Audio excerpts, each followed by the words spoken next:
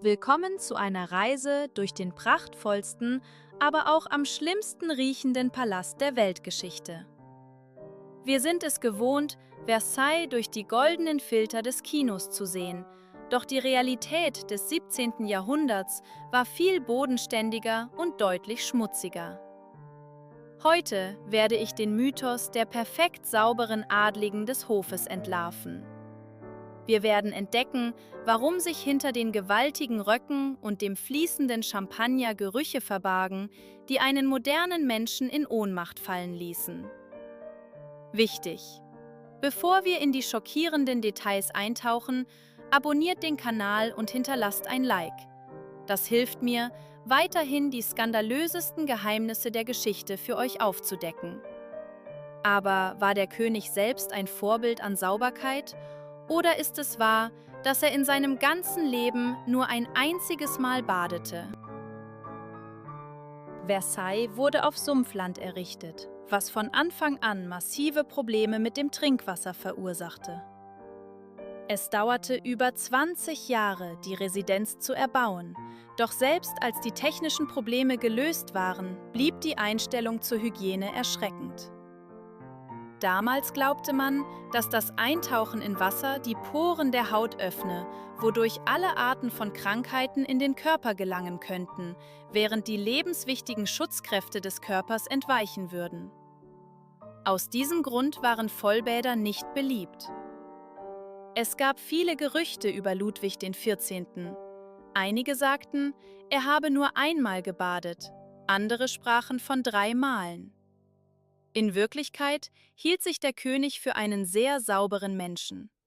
Jeden Tag nutzte er sogenannte trockene Bäder, bei denen er seinen Körper mit Handtüchern abrieb, die in Alkohol oder Parfüm getränkt waren. Das ähnelte stark der Verwendung moderner Feuchttücher. In einem gewaltigen Palast mit 700 Zimmern gab es nur ein einziges vollwertiges Badezimmer, das ein Vermögen kostete. Es war für den König und seine Mätresse, Madame de Montespan, bestimmt. Diese Marmorwanne wurde jedoch eher für intime Begegnungen und Entspannung als zum Waschen genutzt.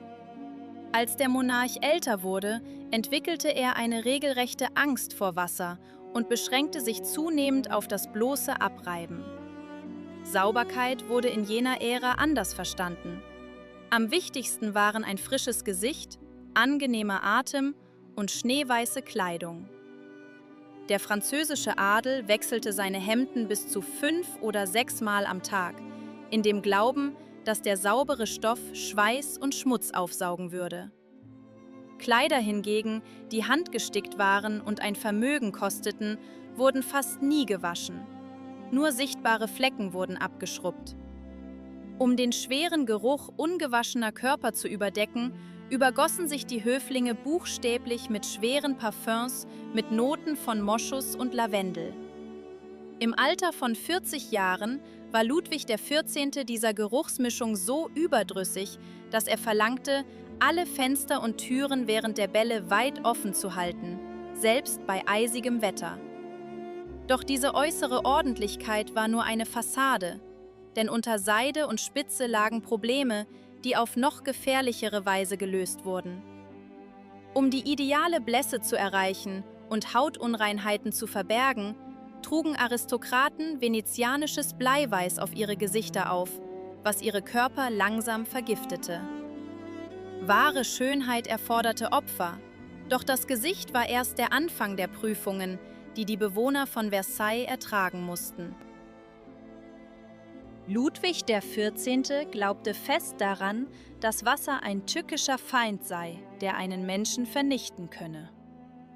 Zu dieser Zeit behauptete die Medizin, dass heiße Bäder den Körper anfällig für Krankheiten machten, indem sie buchstäblich seine natürliche Schutzschicht auflösten. Diese Überzeugung führte dazu, dass es in einem riesigen Palast mit 700 Zimmern nur ein einziges echtes Badezimmer gab. Und selbst dieses wurde selten für seinen eigentlichen Zweck genutzt.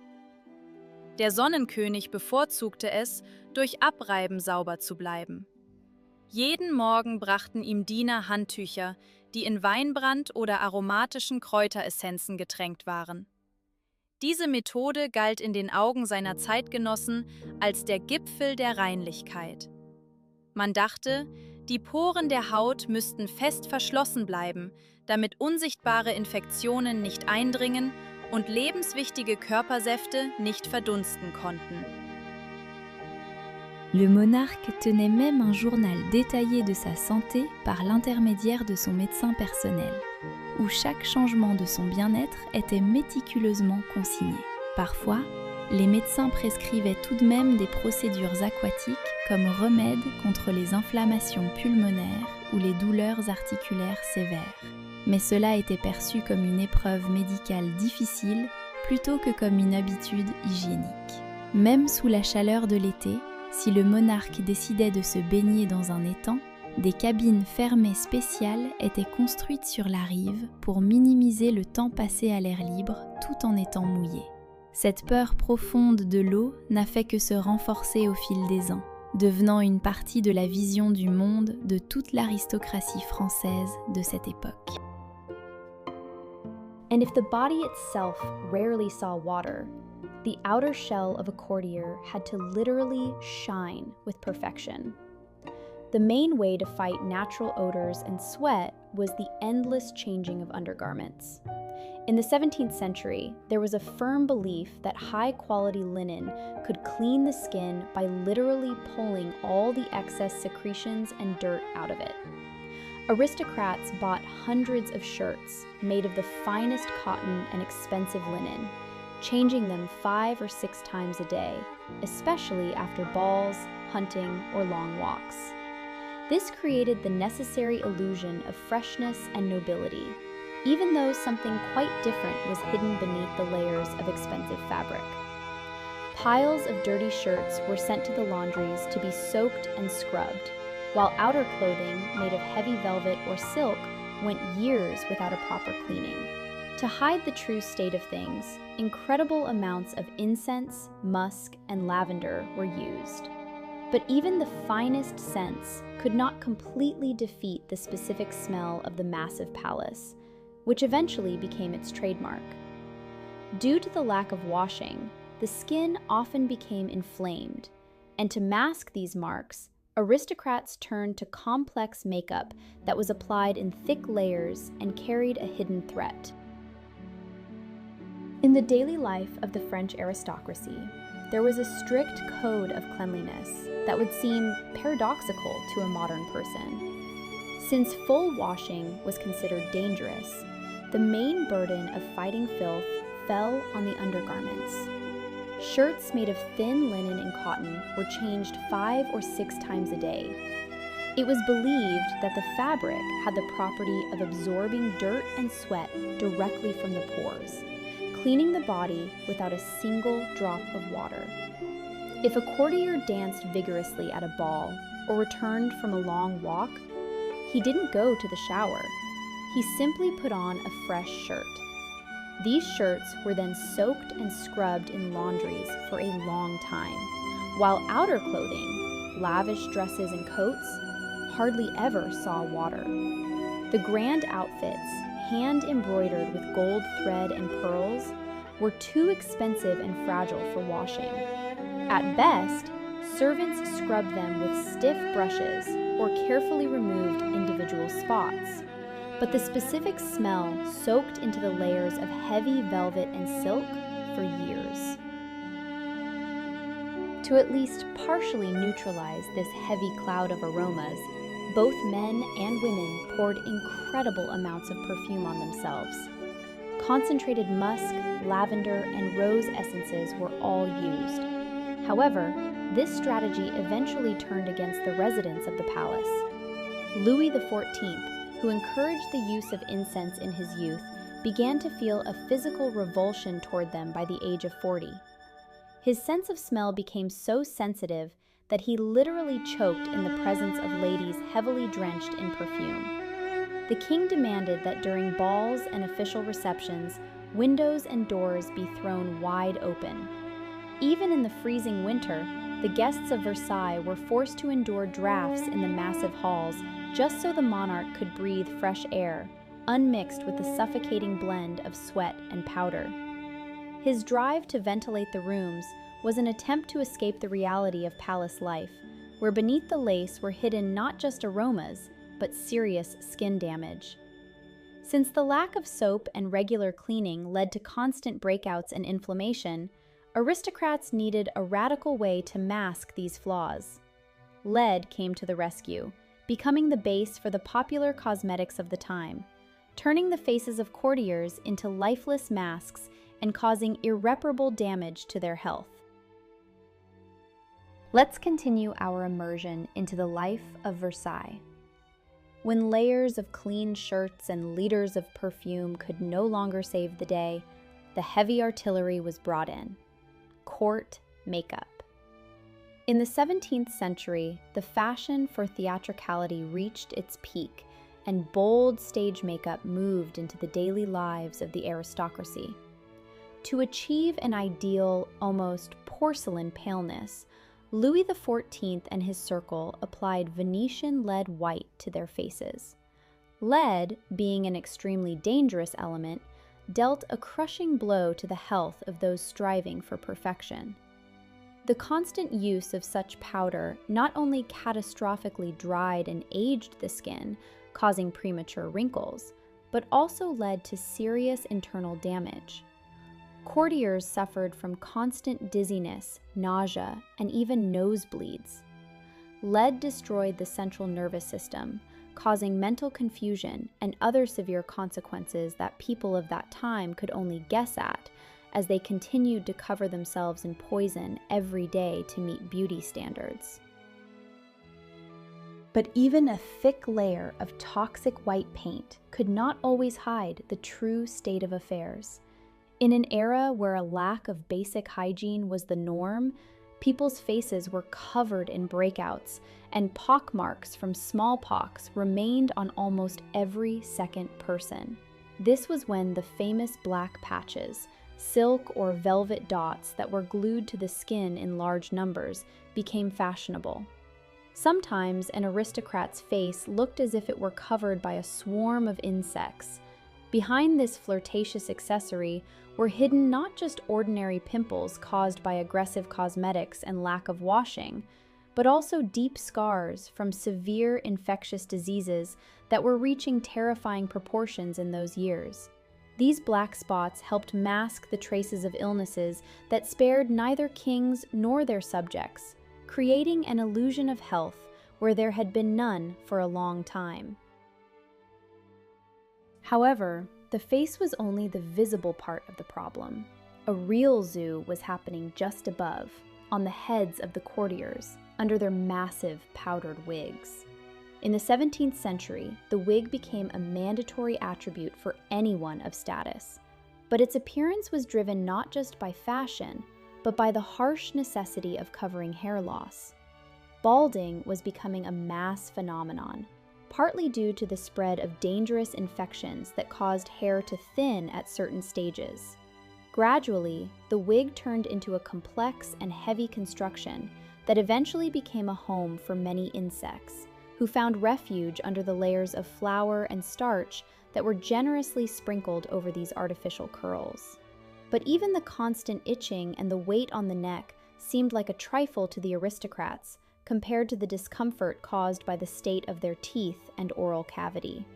Unfortunately, the smiles of the king and his court were far from perfect, and the methods used to maintain them sometimes bordered on actual madness. Continuing our investigation, it is time to look beneath those majestic wigs that became the symbol of the era of Louis XIV. This accessory was not a whim of pure fashion. It served primarily to hide the shameful consequences of the courtier's lifestyle. In the 17th century, the spread of severe infections reached terrifying proportions. One of the side effects of such ailments was rapid balding. Appearing at a ball with a bald head, shining brighter than the palace chandeliers, was considered a universal disgrace, so men and women began to use hairpieces in massive numbers. Wigs were made not only from human hair, but also from horsehair or goat wool, creating an imposing and extremely heavy structure on the head. To keep these pieces looking fresh and full, they were heavily powdered with ordinary wheat flour, starch, or ground dried clay. This mixture, combined with the heat of the human body, turned the wig into a perfect haven for insects. Fleas and lice felt right at home in these layers of powder and wool. Aristocrats reasoned pragmatically. It was better for the parasites to live in a removable accessory than in their own hair. A wig could be given to a specialist for cleaning, or simply shaken out thoroughly, though it was rarely possible to get rid of the tenants completely. Constant itching became such a common phenomenon that elegant sticks made of ivory or gold became part of court etiquette, designed to carefully scratch the head under layers of powdered curls without ruining the complex hairstyle. Besides the lack of sanitation, these headpieces caused a great deal of physical suffering. The massive weight of the structures led to constant headaches, neck pain, and even fainting during long ceremonies. Nevertheless, the fear of appearing unattractive or ill outweighed any inconvenience. But while lice could be shaken out and a bald head covered with a hairpiece, the internal problems of the body were much harder to mask. Even the most lavish and powdered wig could not save a person's reputation if a heavy smell, caused by decaying teeth, came from them. The state of oral health among the residents of Versailles was truly catastrophic, and even the Sun King himself was no exception in this series of dental nightmares. But even the swarms of lice did not frighten foreign guests as much as the unbearable smell coming from the mouth of the monarch himself. Continuing to reveal the hidden side of palace life, this time we look at the field of dentistry of that time, which was truly terrifying. The state of teeth among the residents of Versailles by their 30s or 40s was deplorable, and even the Sun King was no exception. One of the most horrifying pages of his biography involves a visit to the court doctor. While removing a diseased tooth, the doctor was so careless that he ripped out a significant part of the monarch's upper jaw and palate along with the tooth. As a result, an open hole was formed in the oral cavity, connecting the mouth with the nasal passages. This led to the fact that for the rest of his life, Louis XIV experienced colossal difficulties during meals. When he drank or ate liquid food, it often came out directly through his nostrils. To at least partially dull the constant pain and mask the heavy smell of decay, the monarch was advised to chew a mixture of medicinal herbs, such as thyme, which has pain-relieving properties, and even dried mushrooms. However, oral hygiene in those years was a voluntary and very specific matter. Instead of the brushes we are used to, aristocrats used the roots of plants with an astringent taste, for example, licorice or rosewood branches brought from distant India. Those who were poorer or strived for radical whitening used abrasive substances, salt, charcoal, ground pumice, or even coral dust. These methods ruthlessly wore down the tooth enamel, turning a smile into ruins even faster. The most desperate courtiers, in their pursuit of whiteness, turned to rinsing their mouths with human urine, believing in its magical cleansing properties. In addition, people sincerely believed in the antibacterial power of tobacco and chewed it constantly, which only worsened the color and condition of the gums. The breath of most palace residents was so heavy that even liters of perfume could not hide this physiological truth. But if problems with teeth could be hidden behind a fan or tightly pressed lips, other natural bodily needs required much more radical solutions in conditions of complete lack of sanitation. If you think the absence of toothbrushes was the limit of discomfort, imagine how thousands of people daily tried to solve the issue of the toilet in a building where they practically did not exist. This very problem turned the majestic residence into a place where a very unpleasant discovery could be hidden behind every luxurious tapestry. Continuing our story, we now touch upon a question that bothered every resident of the palace daily. In Versailles, where between 3,000 and 10,000 people could be present at the same time, the number of full toilet rooms was insignificantly small. To solve this problem, the aristocracy and servants sometimes turned to the most questionable methods. The rumors that people relieved themselves directly under stairs or in dark corners of corridors are not without foundation. Even in the famous gardens, under expensive orange trees, there was sometimes a specific smell, which forced the monarch to issue a decree on the weekly cleaning of the park area. Guests of the palace would sometimes even bribe servants to secretly lead them into someone else's chambers and allow them to use a private pot. So desperate was their situation. The most privileged individuals owned special commodes, elegant wooden boxes with a hole, inside of which a porcelain vessel was hidden. After use, servants immediately emptied the container, but sometimes funny incidents occurred. A story about Louis XVI is connected with one of these items. Once, he decided to use his commode and suddenly received several painful scratches. It turned out that a snow-white Angora cat had fallen asleep in the white porcelain pot. Due to its color, it completely blended with the surface of the vessel, and the king simply did not notice it. The animal was not hurt, but the monarch became much more cautious from then on. For ladies, the situation was even more difficult because of the multi-layered heavy skirts. To make their lives easier, portable elongated pots were invented, which were called bourdaloux. They got their name in honor of the famous preacher, Louis Bourdaloue. His speeches were so captivating, but also endlessly long, that women began to take these miniature vessels with them directly to the church. This allowed them to listen to the teachings for hours without leaving the hall. But even the presence of such devices for every courtier did not solve the main hygienic question of the massive building. It would seem that a pot solves the problem, but where did all its contents eventually go? We are coming to the end of our investigation, and now we will touch upon the most massive and frightening aspect of life in the royal residence. The problem was not only how thousands of people relieved their natural needs, but also where the contents of the countless vessels eventually ended up. Although special cesspools were provided in Versailles, the path to them seemed too long and tiring for many servants. This led to the emergence of a very questionable habit, emptying the pots directly out of the windows of the luxurious palace.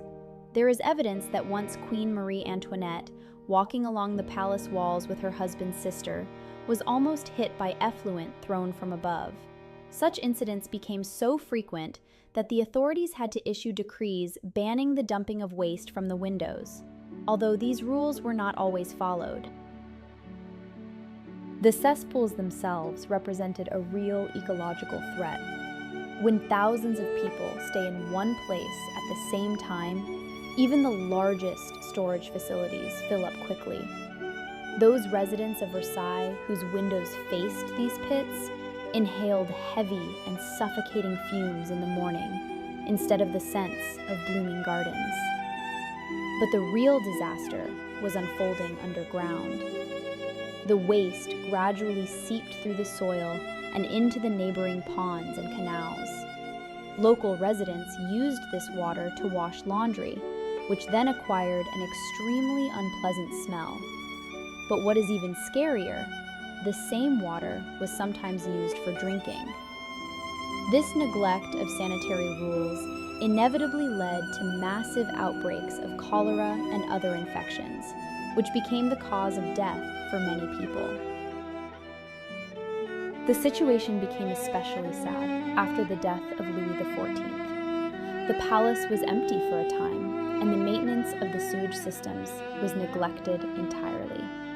The pollution reached such levels that fish in the nearby ponds became unfit for food, and the soil itself around the residence was poisoned for many years. Versailles remained the greatest monument of architecture, but behind its gilded facades lay a reality full of physical suffering and danger. This period of history clearly shows that even the most dazzling greatness cannot exist for long without attention to the basic needs of the human body and the environment. Thank you for watching this story to the very end. This was a long and very specific walk through the corridors of history, which I hope allowed you to look differently at the era of the Sun King. Don't forget to check your subscription to my channel and give a like, as your support helps me keep revealing the most unexpected secrets of the past. And to find out even more exciting facts, be sure to watch these 2 videos that have now appeared on the screen. They are full of amazing discoveries and are just as interesting as our investigation today. See you in new stories.